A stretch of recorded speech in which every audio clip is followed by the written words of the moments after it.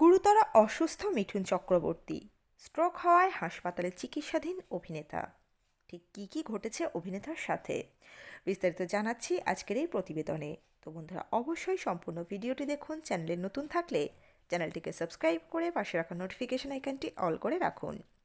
আর আপনি কোন জেলা থেকে এই ভিডিওটি দেখছেন, জায়গাটির নাম আমাদের কমেন্ট বক্সে কমেন্ট করে জানান, যাতে করে আমরা আপনাদের ধন্যবাদ জানাতে পারি। চলুন বিস্তারিত প্রতিবেদনে যাওয়া যাক।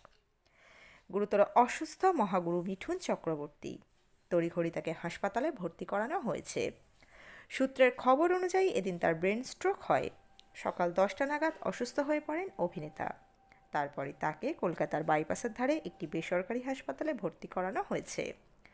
বর্তমানে অভিনেতা পথিকৃৎ বসুর ছবি শাস্ত্রীর শুটিং করছিলেন কলকাতায়। সূত্রের তরফে জানা গিয়েছে একাধিক শারীরিক জটিলতা রয়েছে মিঠুন চক্রবর্তীর। বর্ষিয়ান অভিনেতার এমআরআই করা হবে বলে জানানো হয়েছে। আপাতত তিনি বাইপাসের ধারে একটি বেসরকারি হাসপাতালে নিউরোমেডিসিন বিশেষজ্ঞ সঞ্জয় ভৌমিকের অধীনে ভর্তি আছেন।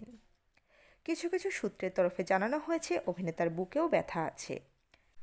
এছাড়া শরীরের একদিক দুর্বল হয়ে পড়েছে তার। এদিন তিনি তার নিজের গাড়ি করেই হাসপাতালে আসেন। তার সঙ্গে ছিলেন অভিনেতা সোহম চক্রবর্তী। বর্তমানে তার নানা পরীক্ষা নিরীক্ষা চলছে। সেই পরীক্ষার রিপোর্ট অনুযায়ী তার কি চিকিৎসা হবে বা কি হয়েছে সেটা স্পষ্টভাবে বোঝা যাবে। প্রসঙ্গত, বর্তমানে মিঠুন চক্রবর্তী কলকাতা থেকে তার আগামী ছবি শাস্ত্রীর শুটিং করছিলেন। এই ছবিটি জ্যোতিষশাস্ত্রের উপর ভিত্তি করে বানানো হচ্ছে।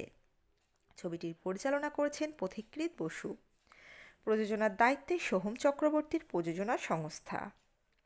এখানে মিঠুনের সঙ্গে দীর্ঘ 16 বছর পর দেবশ্রী রায়কে দেখা যাবে। এর আগে অভিনেতাকে শেষবার কাবুলিওয়ালা ছবিতে দেখা গিয়েছিল।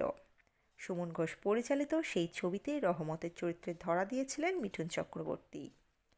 তার সঙ্গে মিনির চরিত্রে ছিলেন অনুমেঘা কাহালি। আবির চট্টোপাধ্যায়, সোহিনী সরকার ছিলেন মিনির বাবা মায়ের ভূমিকায়। বক্স অফিসে ভালোই ব্যবসা করেছে সেই ছবি।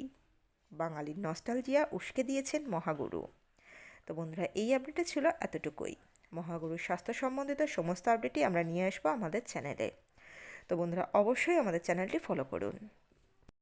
আজকের এই পর্বে থাকছে এতটুকুই। দ্রুত ফিরে আসছি নতুন নতুন কোনো আপডেট নিয়ে।